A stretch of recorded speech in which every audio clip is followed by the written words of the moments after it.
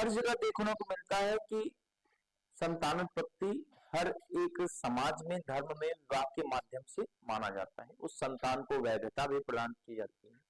But मुसलमानों में जो विवाह होता है और हिंदुओं में जो विवाह होता है, मूल अंतर यह आ जाता है, हिंदुओं में विवाह धार्मिक एक आधार है, मुसलमानों में विवाह एक कानूनी या एक कह सकते हैं कॉन्ट्रैक्ट बेस्ड है, जिसमें जब दो पक्षों के बीच में निकाह होता है, निकाह का अर्थ ही होता है लिंगों का मेल, यूनियन ऑफ सेक्सेस, है ना, यानी दो विपरीत लिंगों का मेल। तो जब वहां पे कॉन्ट्रैक्ट होता है तो उनसे पूछा जाता है, यानी दो पक्षों की सहमति आवश्यक होती है।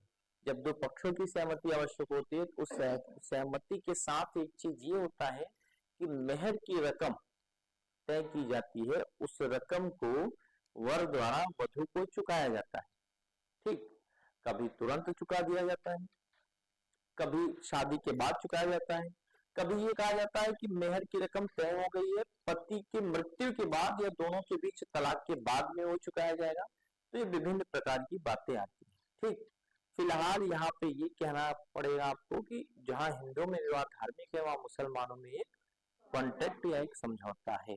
ठीक, अब जैसे आपने कहा, आपसे पूछा हिंदुओं में विवाह, तो ये तो आपने बताया। अब विवाह के प्रकार जब आप हिंदुओं की बात करेंगे तो 8 प्रकार के होते हैं, 4 श्रेष्ठ कोट के और 4 निम्न कोट के। श्रेष्ठ कोटि में ब्रह्म विवाह, दैव विवाह, आर्ष विवाह, प्रजापति विवाह। और निम्न कोटि में क्या होंगे? गांधर्व विवाह, असुर विवाह, राक्षस विवाह, पैशाच विवाह। ठीक, ये 8 प्रकार के टोटल विवाह देखे जाते हैं। अब उनसे रिलेटेड क्या कानून बने हैं, वर्तमान में क्या परिवर्तन हुए हैं, नगरीकरण, औद्योगिकरण, संचार के साधनों का इत्यादि का क्या प्रभाव पड़ा है, डिजिटल क्रांति है उसका क्या प्रभाव पड़ा है, उसको अभी चूंकि मुसलमानों में विवाह लिखा देंगे तो एक साथ वहां पे सारी प्रावधान कराएंगे। हेडिंग डाल दीजिएगा मुस्लिम विवाह, लिखिएगा मुस्लिम विवाह। मुस्लिम विवाह संविदा पर आधारित होता है, अर्थात मुस्लिम विवाह संविदा पर आधारित होता है,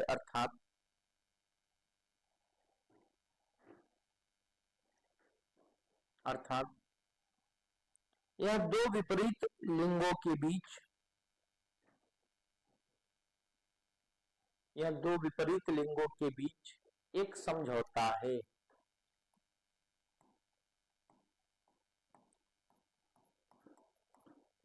यह दो विपरीत लिंगों के बीच एक समझौता है। इस समझौते का स्रोत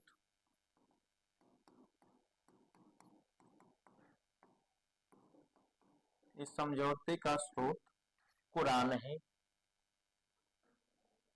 इस समझौते का स्रोत कुरान है। विद्वानों के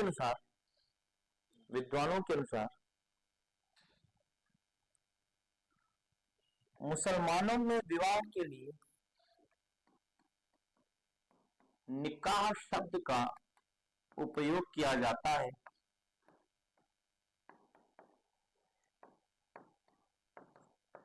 मुसलमानों में विवाह के लिए निकाह शब्द का उपयोग किया जाता है, जिसका शाब्दिक अर्थ लिंगों का मेल है। जिसका शाब्दिक अर्थ लिंगों का मेल है। शाब्दिक अर्थ लिंगों का मेल है। चूंकि निकाह कानूनी संविदा है, ऐसे लिखिएगा। इस्लामिक विचारधारा के अनुसार, इस्लामिक विचारधारा के अनुसार, इस्लामिक विचारधारा के अनुसार निकाह एक समझौता है। निकाह एक समझौता है जिसका उद्देश्य पति पत्नी, जिसका उद्देश्य पति पत्नी के यौन संबंधों, पति पत्नी के यौन संबंधों और उनकी संतान के संबंध को मान्यता देना है। पति पत्नी के यौन संबंधों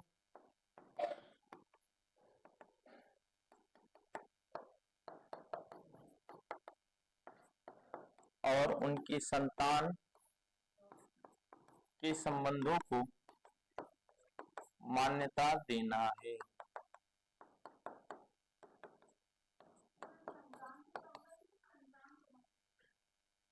संतान के संबंधों को मान्यता देना है। संतान के संबंधों का अर्थ ये हुआ, आप जानते हैं मुसलमानों में जो विवाह के प्रारूप होते हैं वो बहुपत्नी विवाह के भी कॉन्सेप्ट है।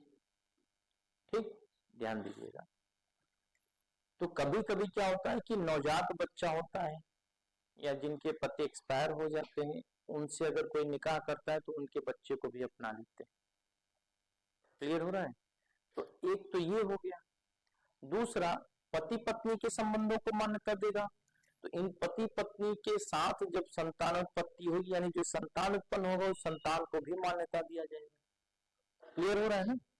केवल यौन संबंधों को मान्यता देना नहीं। जैसे मैं आपको बताऊं, एक विवाह का प्रकार है मुसलमानों में ही, ये तो निकाह जो होता है ये सुन्नी मुसलमानों में होता है ना? जो सुन्नी मुसलमान है इनमें होता है। लेकिन आप जानते हैं ईरान कौन सी कंट्री? ईरान शिया बहुल एक मुस्लिम कंट्री है। शियाओं में एक प्रकार का विवाह होता है जिसे मुता कहा जाता है। मुता जो विवाह है उसमें क्या है, वो भी कॉन्ट्रैक्ट है, लेकिन उसमें कॉन्ट्रैक्ट क्या होता है कि यौन सुख की प्राप्ति के लिए दो विपरीत लिंगों के बीच में एक अवधि तक विवाह की सीमा तय होती है। कहा जाता है इस अवधि तक हम रहेंगे साथ, उसके वजह से एक तरीके का लिव इन रिलेशनशिप। बस अंतर यह है, लिव इन रिलेशनशिप में कोई वैवाहिक संबंध नहीं होते हैं, उसमें वैवाहिक संबंध मुता नामक होता है। लेकिन वहां पे जब बच्चा पैदा होता है तो यहाँ तो सवाल बनेगा किसके संपत्ति में, यहाँ पे तो सॉरी सवाल ही नहीं बनेगा किसके संपत्ति में हिस्सेदार होगा, ऑलरेडी पता है। लेकिन वहां बच्चा केवल पिता की संपत्ति में हकदार होगा। क्योंकि वो कॉन्ट्रैक्ट ऐसा होता है केवल यौन सुख की प्राप्ति के लिए होता है, इसलिए पैगंबर मोहम्मद साहब ने उस विवाह को वेश्याओं की बहन कहा है ना, सिस्टर ऑफ प्रोस्टिट्यूशन। एक प्रकार को उन्होंने वेश्या के रूप में उस विवाह को उन्होंने दर्शाया। ठीक, तो अगर देखा जाए तो केवल यही एक ऐसा विवाह है जिसको मुसलमानों में मान्यता दी जाती है। नहीं तो ऐसे बातिल विवाह भी होते हैं, है ना, जिसे शून्य विवाह कहा जाते हैं। फासिद विवाह भी होते हैं जिसे अनियमित विवाह कहा जाता है। बातिल या शून्य विवाह का अर्थ होता है जिससे अपने धर्म के खिलाफ जाके विवाह करना। अकबर और जोधाबाई, जिन्हें हरकाबाई भी कहा जाता है, उनका जो विवाह है वो एक प्रकार का शून्य या बातिल विवाह है। ठीक, इस तरीके से होता है। या फिर एक प्रकार का शून्य विवाह ये है कि 4 पत्नी रहते हुए आप 5वां विवाह अगर कर लेते हैं तो वो भी शून्य विवाह कहलाएगा या बातिल, जिसको वैधता प्राप्त नहीं होती। एक न एक को क्या करना है, 4 शादियां मान्य है तो 4 में से किसी एक को तलाक देंगे तभी अन्य आप शादियां कर सकते हैं।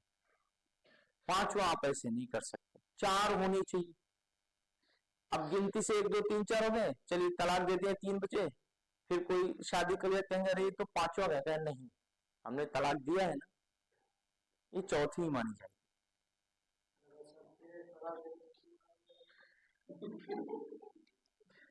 चलता रहेगा। हाँ,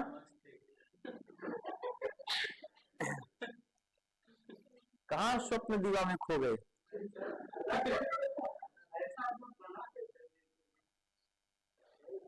क्योंकि धार्मिक कारण तो नहीं पढ़ा रहे हैं, लेकिन अगर जाते वहां पे तो आपको बता ही देते कि ऐसा क्यों बना देते हैं। ठीक, खैर कोई बात नहीं, चलिए पैराग्राफ चेंज करके लिखिएगा। निकाह के लिए निकाह के लिए निकाह के लिए निकाह के लिए जो कि एक संविदा होती है, निम्नलिखित विशेषताओं का होना आवश्यक है या निम्नलिखित विशेषताएं होती हैं।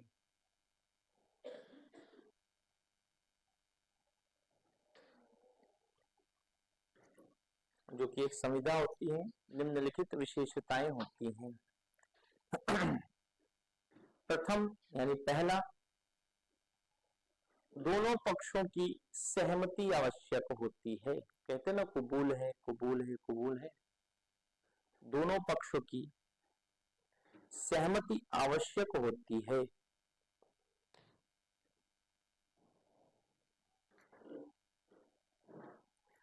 दूसरा, नियमों के अनुसार समझौते को मान्यता दी जाती है। नियमों के अनुसार समझौते को मान्यता दी जाती है।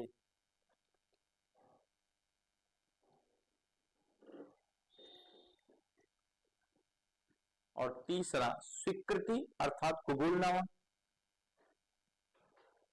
स्वीकृति अर्थात कबूलनामा के रूप में वर द्वारा वधु को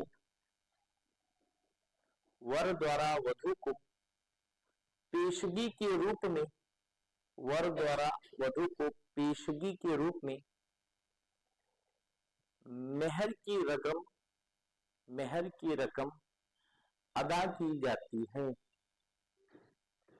मेहर की रकम अदा की जाती है।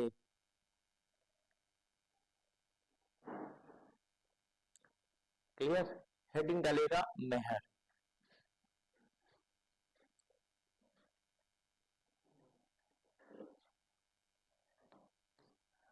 हमारे यहाँ पे उसको क्या कहेंगे? हाँ, मेहर को कहा जाता है डॉवर।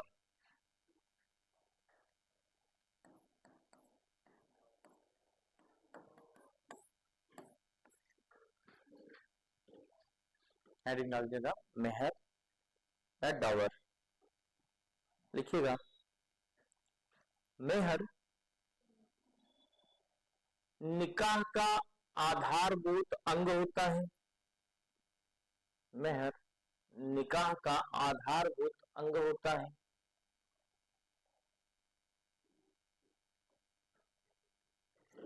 मुस्लिम कानून के अनुसार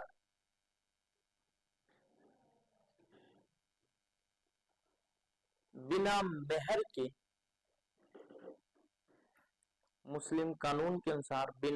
के निकाह की संभावना नहीं होती है। निकाह की संभावना नहीं होती है।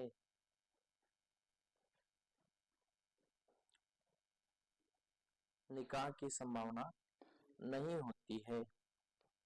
मेहर वह धनराशि होती है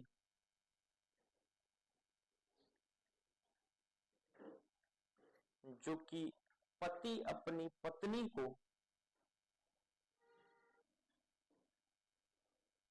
निकाह के समय देता है।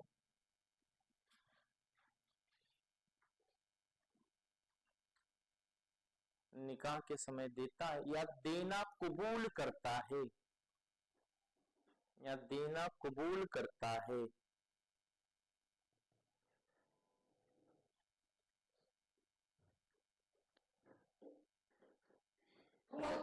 कभी कभी ये होता है कि मेहर की राशि तय नहीं की जा पाती है ना, पति पत्नी दोनों के बीच में तय नहीं होती और निकाह होना अनिवार्य हो जाता है, तो फिर कैसे तय होगा?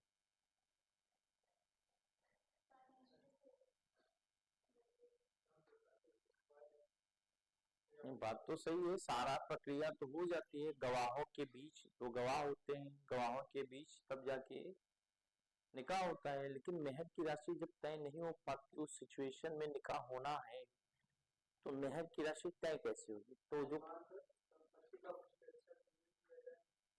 अरे जब यहाँ कहा ही जा रहा है कि तय ही नहीं होती, तो बात ये कि फिर वो तय किया कैसे जाएगा? तो जो काजी होते हैं वही कबूलनामा करवाते हैं। तो वो यूं कहिए परिस्थिति के अनुसार या हैसियत के अनुसार उन्हें तय करने का अधिकार दिया जाता है कि काजी साहब आप तय कर दीजिए क्या देना है क्या नहीं देना है। क्लियर हो रहा है नहीं हो रहा है?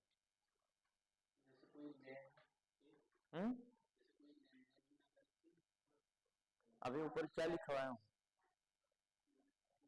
बिना मेहर के निकाह आवश्यक नहीं है, क्योंकि निकाह की शर्तों में मैंने आपको लिखाया है कबूलनामा या स्वीकृति के संदर्भ में कुछ पेशगी मेहर के रूप में उसकी अदायगी जरूरी होती है। शर्तें हैं ना, ठीक। तो ये होती है, पैराग्राफ चेंज करके लिखिएगा। मेहर की राशि, मेहर की राशि को एक प्रकार का आर्थिक सुरक्षा माना जाता है। मेहर की राशि को एक प्रकार का आर्थिक सुरक्षा माना जाता है,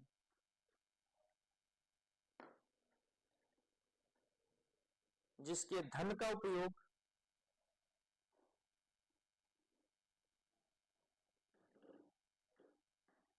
पत्नी द्वारा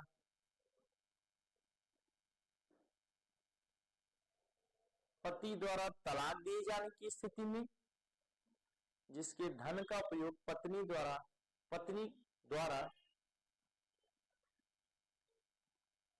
पति के द्वारा तलाक दिए जाने की स्थिति में, पत्नी द्वारा पति के द्वारा तलाक दिए जाने की स्थिति में या पति के मृत्यु की स्थिति में उपयोग किया जाता है। जिसके धन का उपयोग पत्नी द्वारा पति द्वारा तलाक दिए जाने की स्थिति में या पति के मृत्यु की स्थिति में उपयोग किया जाता है, उपयोग किया जाता है।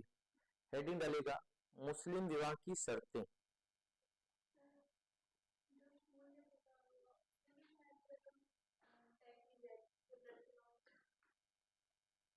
नहीं, लेकिन अगर उस शून्य विवाह, चूंकि कोई शासक कर रहा है या कोई सामाजिक रूप से स्थिति प्राप्त व्यक्ति कर रहा है शक्तिशाली, तो वो निकाह करेगा, है ना। जब वो निकाह करेगा तो वहां मेहर की राशि तय कर दी जाएगी, जबकि इस्लाम में इसको मान्यता नहीं दी गई। अब जैसे जब अकबर ने हरकाबाई से या जोधाबाई से जब किया तो मेहर की राशि दे दी, है ना, तय करके दे दी। जब वो जाता है पहली बार मुलाकात होती है तो जोधाबाई उनसे बात नहीं करती, तो अकबर कहते हैं कि अभी भी आपके सामने खुला का रास्ता पड़ा हुआ है, अगर आप इस शादी से खुश नहीं है तो अभी भी आपके सामने खुला का रास्ता है। खुला क्या है? तलाक की एक प्रथा है जिसमें पत्नी अपने पति से कहती है कि मैं आपको मेहर की राशि वापस कर देती हूँ, आप मुझे तलाक दे दीजिए, है ना। ये खुला है। आप लोग जोधाबाई की मूवी देखे होंगे, जोधा अकबर पिक्चर देखे ना, सीरियल देखे हैं, बचपन में देखे थे।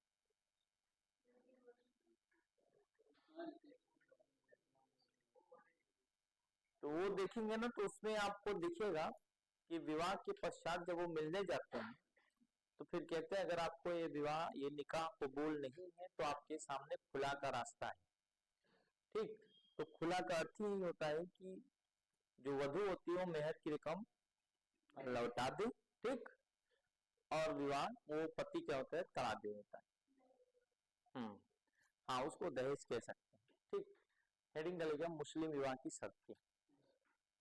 देखिएगा पहला पॉइंट, सही मस्तिष्क का व्यक्ति यानी पागल ना हो, है ना।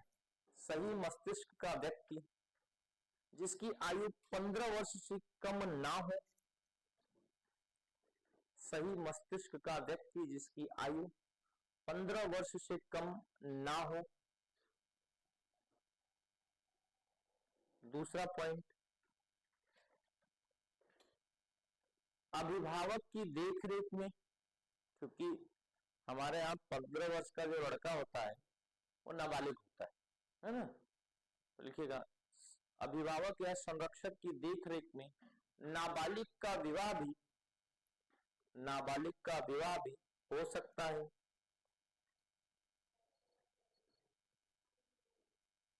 सेकेंड पॉइंट, थर्ड पॉइंट, निकाह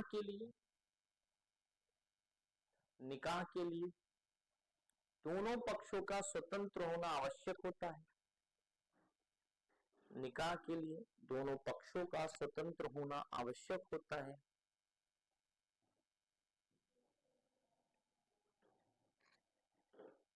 नेक्स्ट पॉइंट, काजी के समक्ष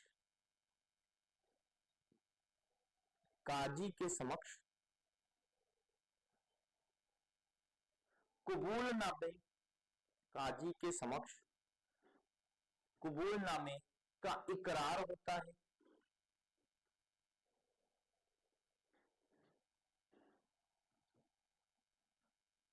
नेक्स्ट, निकाह में 2 गवाहों का होना आवश्यक होता है। निकाह में 2 गवाहों का होना आवश्यक होता है।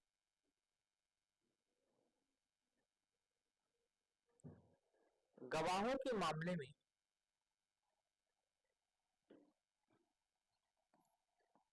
एक पुरुष बराबर 2 स्त्रियां मानी जाती हैं। एक पुरुष बराबर 2 स्त्रियां मानी जाती हैं। तो यानी 2 गवाह होते हैं, ठीक। तो या तो 2 पुरुष हो या तो क्या हो, 4 महिलाएं, ठीक। ध्यान दीजिएगा, कहीं पे भी देखिए, क्योंकि हमारा समाज पितृसत्तात्मक समाज रहा है, हमेशा पुरुषों को महत्व दिया गया है, चाहे वो इस्लाम में हो चाहे वो हिंदू धर्म में, ठीक। ग्रंथों को उठा के देखेंगे तो ग्रंथ भेदभाव न के बराबर करते हैं। ग्रंथ भेदभाव न के बराबर करते हैं। अगर श्री राम का नाम लिया जाएगा तो सीता का नाम जरूर होगा, है ना। शंकर का नाम लिया जाएगा तो पार्वती का नाम जरूर होगा। समझ में आ रहा है कि नहीं? तो ग्रंथ में आपको भेदभाव देखने को नहीं मिलते हैं, लेकिन धीरे धीरे धीरे धीरे नियम पद्धतियां जब पितृसत्तात्मक समाज की तरफ झुकी तो किसको ज्यादा तवज्जो दिया गया? पुरुष का तराजू भारी हो गया, महिलाओं का तराजू हल्का हो गया। इसलिए न तो उन्हें अधिकार था, किसी भी चीज का अधिकार, जिससे घूंघट प्रथा थी, परिहार संबंध बहुत ज्यादा होते थे। परिहार संबंध का मतलब समझते हैं? दूरी का संबंध, अवॉइडेंस का संबंध। जैसे कुछ पिक्चर्स हैं, जैसे एक स्वदेश मूवी आई थी, देखिए ना, स्वदेश थी या देवराज थी, जिसमें वो राजस्थान का दिखाया गया ना कि जब पति भी अपनी पत्नी से मिलने जाता है तो घूंघट पे रहती है, लोगों के सामने वो कोई रिएक्ट नहीं कर पाती, बात तक नहीं कर पाती, हाँ या ना। कोई एक मूवी थी शाहरुख खान की, पहली थी क्या, पहली होगी, ठीक है, मुझे एग्जैक्ट नहीं याद है, थोड़ा छोटा मोटा चीजें होती हैं, ठीक। हाँ, क्या बोली हूँ मैं आप सबको बता दूं, मैं पिक्चर में विश्वास नहीं रखता, मैं पिक्चर देखता हूँ, ठीक। तो किसको कहिए मैम, कौन मूवी आपको बोलिए? अच्छा, इनको, ये तो बेचारे एकदम नहीं देखते। देखिए, पिक्चर को कहा जाता है ये समाज का आईना होता है। आपका नजरिया अगर विषय को लेकर है तो आप बहुत अच्छे से समझ जाएंगे, आपका नजरिया मनोरंजन को लेकर है तो भी बहुत अच्छे समझ जाएंगे, है ना। कुछ लोग, आप जैसे हम लोग होते थे, हम लोग उस मूवी को ज्यादा लाइक करते थे जिसमें मार धाड़, बचपन में, है ना। हम लोगों को रोमांटिक मूवी जरा से भी पसंद नहीं आती थी। जैसे जब शाहरुख खान की मूवी आती है, नहीं देखेंगे, और ये सनी देओल की आ जाती थी, क्यों? क्योंकि बचपन में हम लोग जब खेलते थे कूदते थे ना, तो वहीं माथे पे पट्टी बांध के घायल और घातक वाली सीन को याद करके भिशुम भिशुम करते थे। बाद में पता चला वो भिशुम में साउंड बजता है ना, मुगे से भिशुम की आवाज कभी ना आए, ठीक। तो ये चीजें हम लोग ज्यादा देखते थे। और जब पहली बार मूवी आई शाहरुख खान की कोई फाइटिंग वाली, जैसे छोटा सा एक रोल था कोयला में, तब लगा कि अच्छा ये भी फाइट कर लेता है, नहीं तो हम लोग मानते थे ये डरपोक, इसको फाइट करने नहीं आता है ना। तो हम लोग उस मूवी को ज्यादा प्रेफरेंस देते थे। अब चीजें बदल गई, अब रोमांटिक मूवी को लोग ज्यादा देखना पसंद करते हैं, जहां फाइट की सीन आती है फॉरवर्ड कर देते हैं, पहले गाना आता था तो फॉरवर्ड कर देते थे, तो डायरेक्टर फिर समझ गया कि बंदा गड़बड़ कर रहा है, एक काम करो, एक तरफ गाना भी सीन चलाओ, दूसरी तरफ कोई ऐसा क्लाइमेक्स डालो कि गाना को भगा ना पाए और वो भी सीन फाइट रखा, जैसे अमर अकबर एंथनी में, है ना, तो गाना चल रहा है और उसकी माँ जो है मंदिर की तरफ आ रही, साईं बाबा की मंदिर की तरफ, तो अब कोई गाना बजाएगा, वो सीन छोड़ गया, थोड़ा पीछे करो, कितना क्रिएटिव माइंड होता था। कहने का मतलब यह है कि जो समाज में जो चीजें चलती हैं मूल रूप से ना सही, लेकिन प्रयास रहता है कि उसको दिखाया जाए, है ना। और कुछ मूवी तो ऐसी होती है जो बड़ा मोटिवेशनल होती है, जैसे दंगल मूवी हो गई, सुल्तान हो गई, मैरी कॉम के ऊपर जो मूवी बनी थी, ध्यान दीजिएगा, हाँ ना। तो उस चीज को अगर आप देखेंगे तो कितना बेहतर होता है। एक मूवी आई थी उसकी, रणबीर कपूर की और प्रियंका चोपड़ा की, आप लोग देखे होंगे, जो जिसमें दोनों हाँ बर्फी, उसमें एक सीन में बहुत अच्छा लगता था। उस सीन में व्यक्ति को लक्ष्य और अनुभव दो चीज को वहां पे बताया गया, और उसमें प्रैक्टिस, वो जब ले जाता है प्रियंका चोपड़ा को तो कहता है यही खड़ी रहो, और वो क्या करता है, लाइट वाला जो लकड़ी का होता है उसको काट देता है और कहता है डरना नहीं, और खड़ा रहता है, उसको मालूम है कि इतनी फीट पे, इतनी सेंटीमीटर पे यहीं पे ये गिरेगा। वो होता है प्रैक्टिस। पिक्चर, वो तो अपना ट्रस्ट इशू ना पड़ा, लेकिन उसको खुद पे ट्रस्ट था ना, खुद पे था तभी तो दूसरे को लेकर आया। कहने का मतलब ट्रस्ट इंपॉर्टेंट ये नहीं होता कि आपके ऊपर कोई करेंगे, पहले आप जानिए आपके ऊपर अपना ट्रस्ट है कि नहीं। और सच बताएं तो मैक्सिमम स्टूडेंट, मैं सब जगह की बात कर रहा हूं, जो पढ़ाई नहीं करते ना, वो खुद के साथ ही विश्वासघात कर लेते हैं। माँ बाप का फोन जैसे है वो प्रयास करते हैं कि कोई मुझसे ये ना पूछ ले तैयारी कैसे हो रही है। रियलिटी में बता रहा हूँ, आपके सामने अगर कोई आपका रिलेटिव पढ़ा लिखा है तो आप सोचेंगे थोड़ा उनसे 10 कदम दूर रहे, क्या पता कोई अनुच्छेद ना पूछ ले।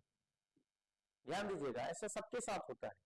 बहाना आपको और तकलीफ देता है, पढ़ाई आपको और सुकून देता है।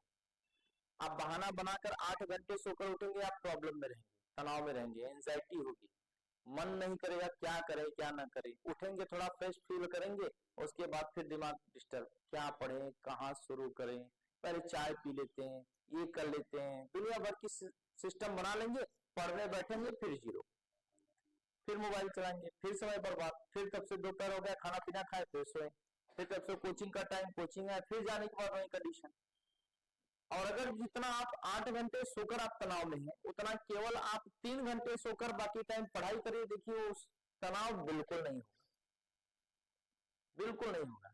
सवाल ये बनता है सर शुरू कहां से, पढ़ने का मन ही नहीं करता, क्या पढ़े कहां से पढ़े, कुछ समझ नहीं आता, किताबियां खोलते हैं ना झपकी आने लगती है।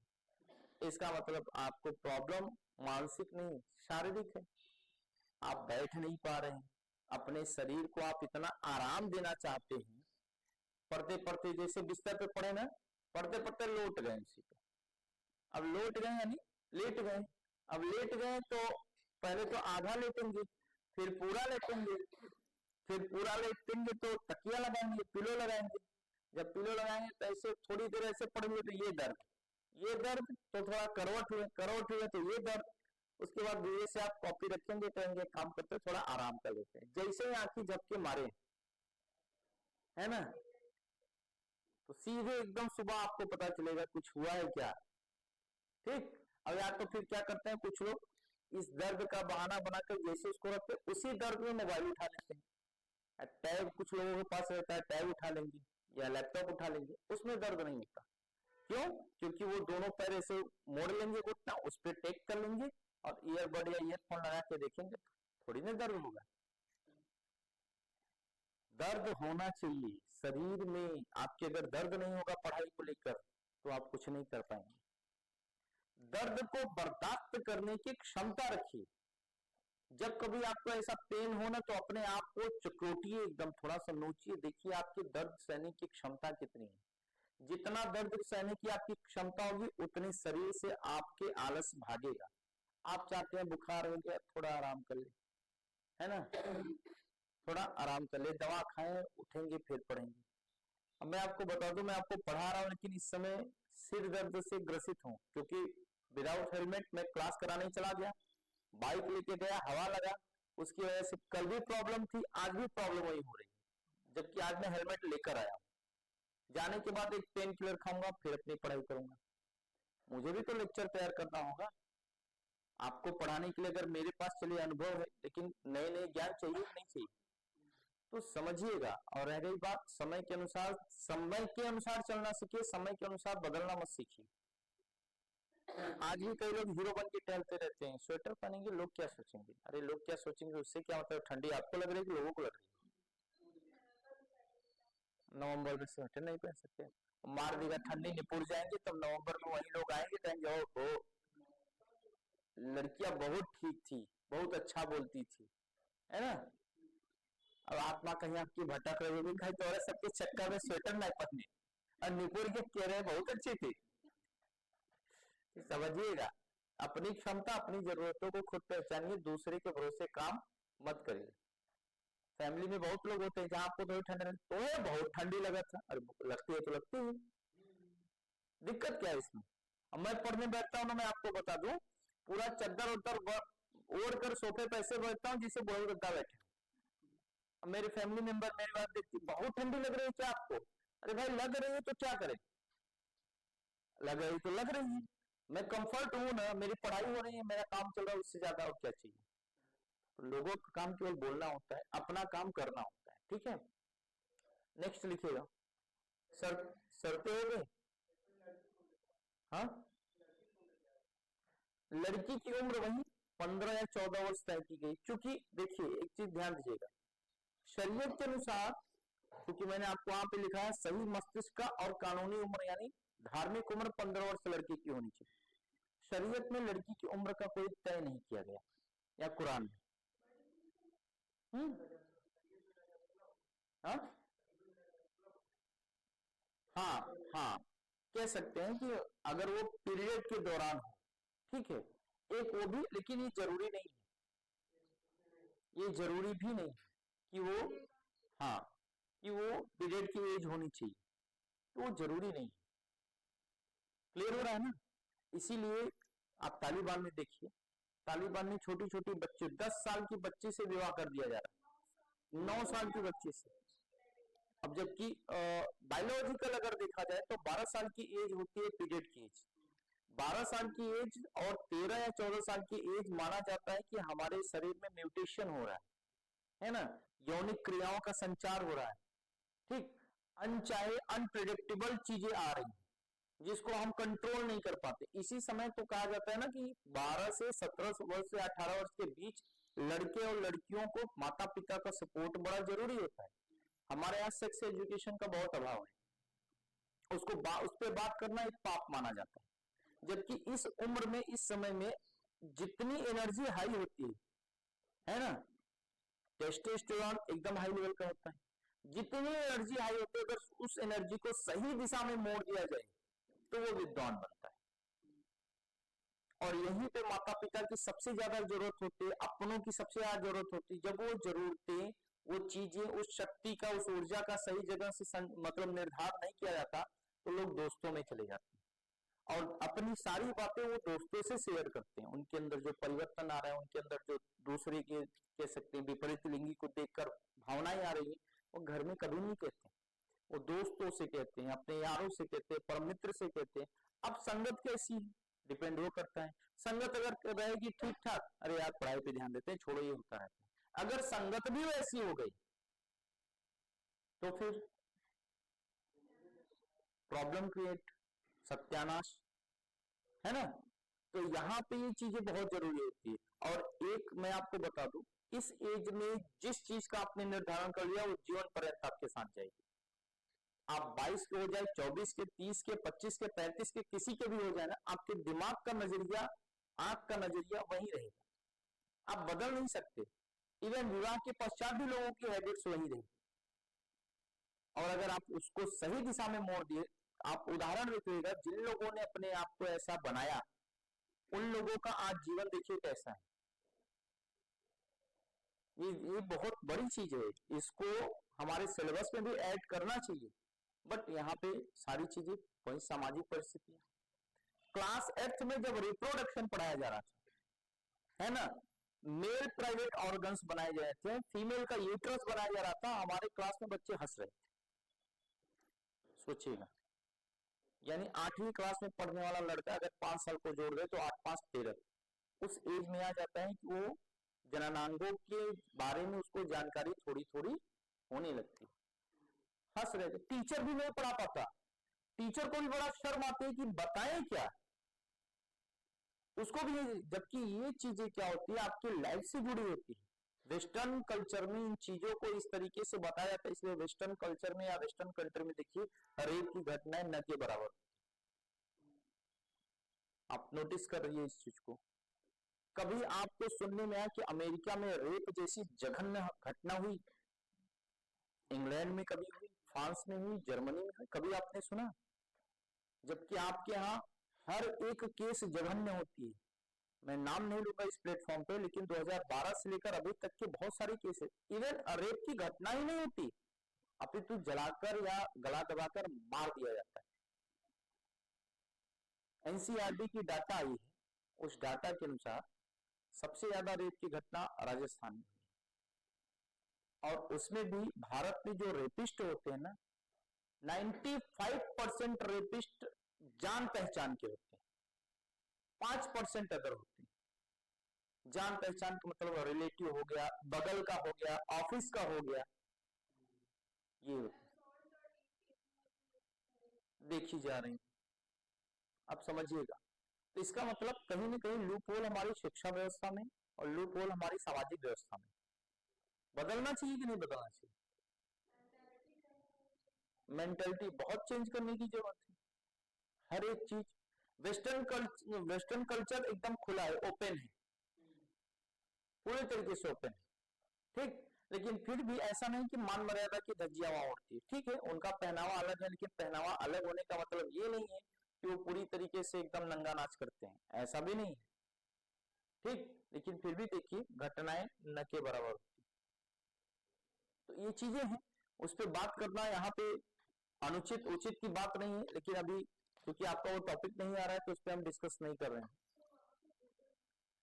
इसलिए तो बात कर रहा हूँ यहाँ पे। अच्छा, हमारे यहाँ क्या है, एक चीज देखिएगा, फ्रीडम अपने बच्चों को इतना लोग नहीं देते हैं कि वो घर में बोल पाए, और वही एक दबाव जो उनके ऊपर आता है ना, वो क्लास में दिखाई पड़ता है।